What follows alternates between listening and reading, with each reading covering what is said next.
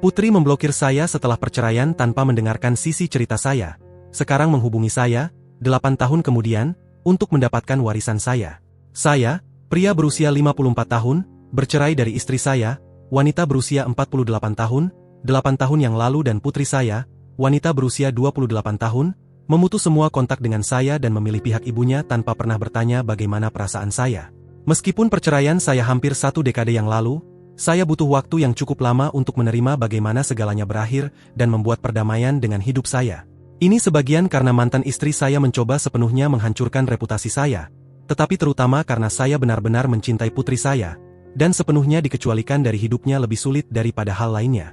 Karena dia sudah dewasa saat itu, tidak ada cara bagi saya untuk ada dalam hidupnya kecuali jika dia menginginkan itu, dan dia tampak yakin dengan keputusannya untuk memilih ibunya daripada saya. Saya tidak memiliki keluarga selain ibu saya yang menderita penyakit Alzheimer, sehingga seluruh peristiwa itu pasti salah satu hal terburuk yang pernah terjadi pada saya. Saya sudah mencoba menghubungi putri saya beberapa kali setelah perceraian tetapi dia tetap bertahan di pihak ibunya, dan bahkan tidak mau mendengar sisi cerita saya. Pada satu titik mantan istri saya mencoba menghubungi saya dan menggugat saya atas pelecehan jika saya tidak meninggalkan putri saya sendiri. Itu menunjukkan bahwa saya harus berhenti menghubunginya. Selama 8 tahun terakhir ini, saya merawat ibu saya dan fokus pada karir saya. Saya pernah memiliki beberapa hubungan kasual di sana-sini tetapi saya merasa tidak bisa sepenuhnya percaya pada orang lain setelah perceraian saya. Jadi, begitulah hidup saya selama hampir 1 dekade. Maaf jika terdengar suram. Saya menulis posting ini karena putri saya baru saja menghubungi saya setelah sekian lama. Saya sangat senang dan berpikir bahwa dia akhirnya menyadari bahwa perceraian tersebut tidak hanya salah saya. Itu juga menenangkan terutama karena nenek saya baru saja meninggal dan saya sedang berduka sendirian dan merindukan sedikit kenyamanan dan keluarga. Jadi putri saya menghubungi saya beberapa bulan setelah kematian nenek saya. Saya mendapat panggilan dari nomor yang tidak saya kenali dan saya mengangkatnya untuk mendengar suara seorang wanita di seberang sana. Saya tidak tahu itu adalah putri saya dan bahkan tidak mengenal suaranya karena sudah begitu lama sejak kami berbicara dan saya cukup terkejut ketika dia memperkenalkan diri. Dia mengatakan bahwa dia melihat di Facebook bahwa neneknya meninggal dan ingin memeriksa keadaan saya. Saya terkejut. Saya bahkan tidak tahu bahwa dia mengikuti saya secara online dan saya merasa itu sangat manis dari dia. Saya berterima kasih atas panggilannya dan mengatakan bahwa saya baik-baik saja dan mengatakan bahwa saya merindukan dia. Kami berbicara sebentar dan dia mengatakan bahwa jika saya ingin bertemu dan benar-benar mengobrol secara langsung daripada melalui telepon, dia akan senang. Saya sangat senang dan setuju segera. Kami sepakat untuk bertemu di rumah saya akhir pekan ini. Saya benar-benar bersemangat untuk bertemu dengannya setelah sekian lama jadi saya menulis posting ini, untuk berbagi kegembiraan saya kepada siapapun yang membacanya. Saya berharap kita bisa membangun kembali hubungan kami lagi, atau setidaknya mengenal satu sama lain. Putri saya datang untuk makan malam bersama saya karena saya ingin memasak untuknya. Saya gugup dan bersemangat. Ketika saya membuka pintu pertama kali, saya sama sekali tidak mengenalinya karena sudah hampir 1 dekade sejak terakhir kali saya melihatnya dan dia masih seorang gadis kecil saat itu. Kami mulai berbicara dan meskipun agak canggung pada awalnya, saya pikir kami berdua mulai terbuka setelah beberapa waktu. Dia menceritakan tentang kehidupannya dan pekerjaannya dan saya menceritakan tentang hidup saya. Setelah makan malam, kami akhirnya mengakui gajah di ruangan. Saya bertanya kepadanya mengapa dia tidak pernah mau mendengarkan sisi cerita saya selama perceraian dan memilih ibunya secara default. Saya mengakui bahwa ibunya lebih sering ada sebagai orang tua karena dia adalah ibu rumah tangga dan saat itu saya bekerja di bidang konstruksi dan bekerja dalam jam kerja yang panjang. Tetapi saya selalu mencoba yang terbaik untuk menghabiskan waktu sebanyak mungkin dengan putri saya. Putri saya kemudian mengatakan bahwa dia menyesali bagaimana segala sesuatunya berakhir, dan bahwa dia terlalu muda untuk memikirkan segalanya dan termanipulasi oleh cara ibunya membuat segalanya terdengar. Pada dasarnya, mantan istri saya melukiskan saya sebagai orang jahat utama yang hanya peduli pada dirinya sendiri, dan karena dia tidak pernah mendengar sisi cerita saya, dia tidak pernah mempertanyakan apapun yang dikatakan ibunya.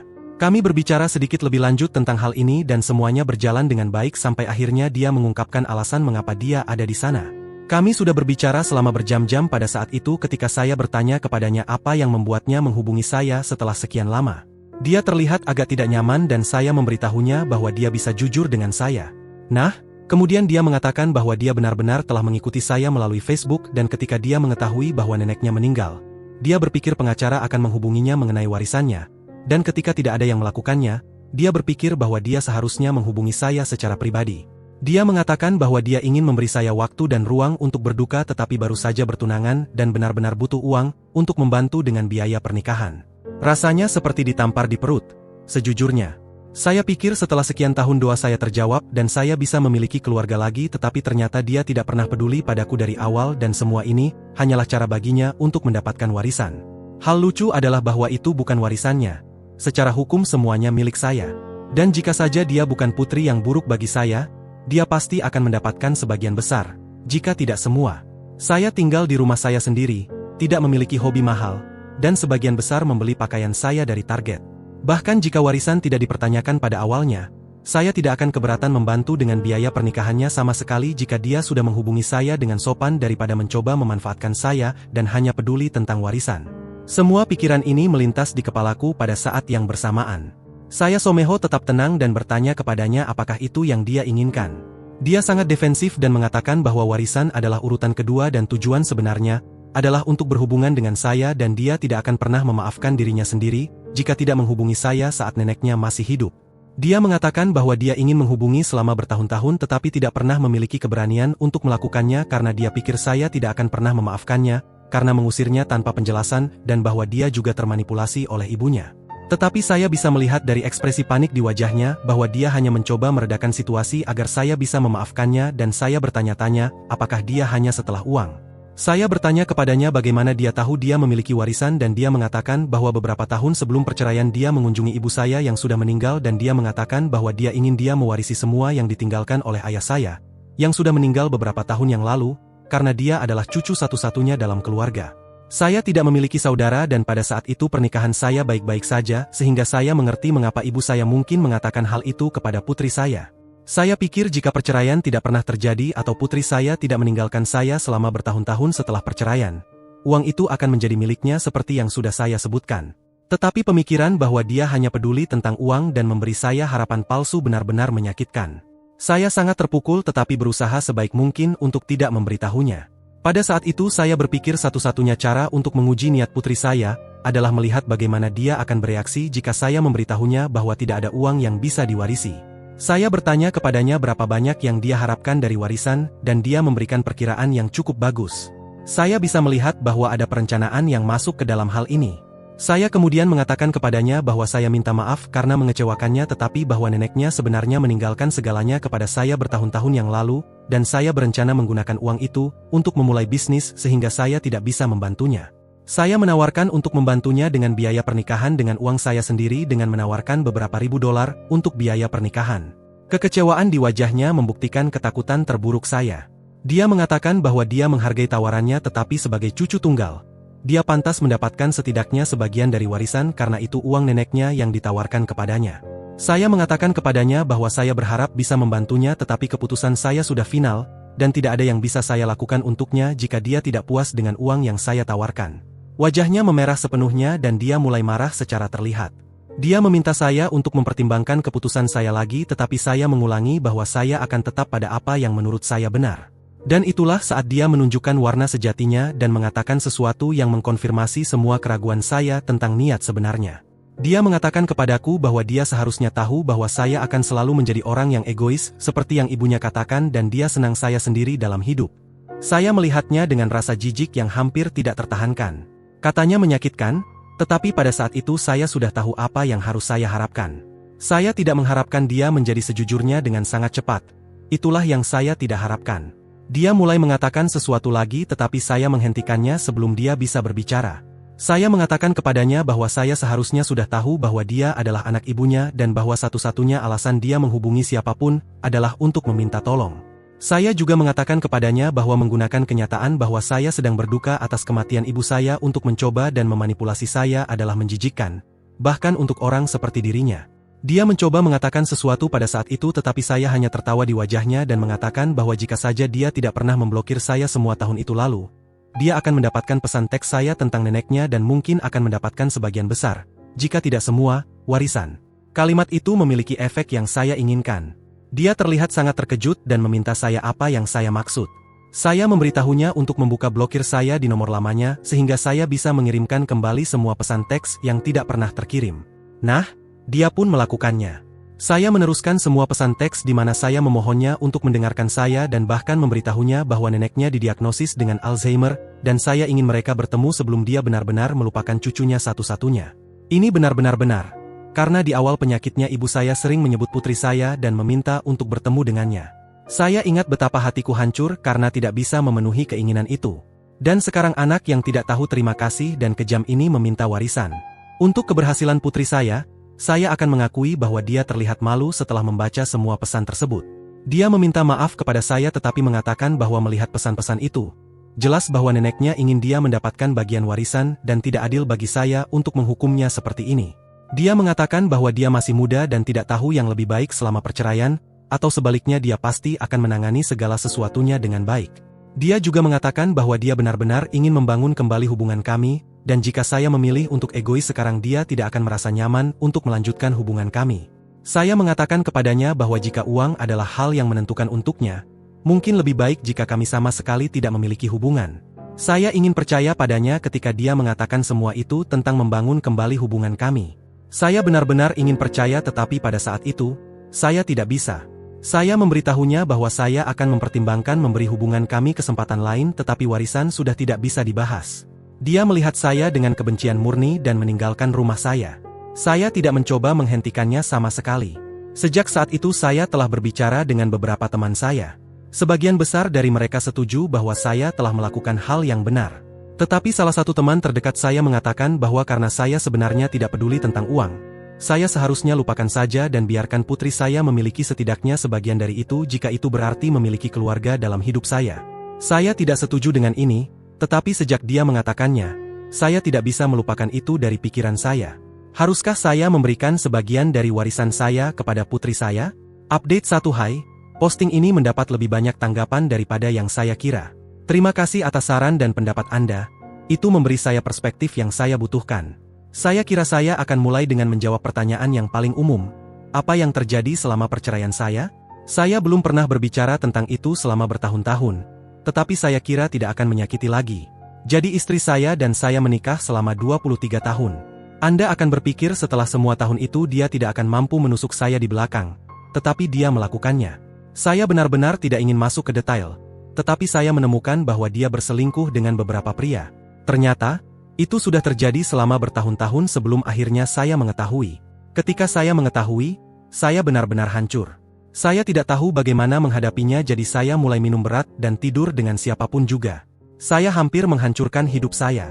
Saya sering bertengkar dengannya dan saya kira itu dan minum membuatnya sangat mudah baginya untuk memanipulasi putri saya agar memihaknya.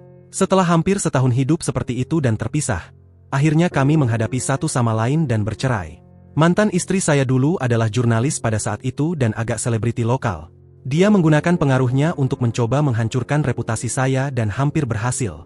Setelah perceraian, saya butuh waktu yang cukup lama untuk berhenti minum dan kembali ke kehidupan normal saya. Seperti yang sudah saya katakan, putri saya benar-benar meninggalkan saya tidak membantu sama sekali. Saya akan mengakui bahwa ketika saya mengetahui perselingkuhan mantan istri saya agak kehilangan kendali dan tidak hadir sebagai orang tua bagi putri saya.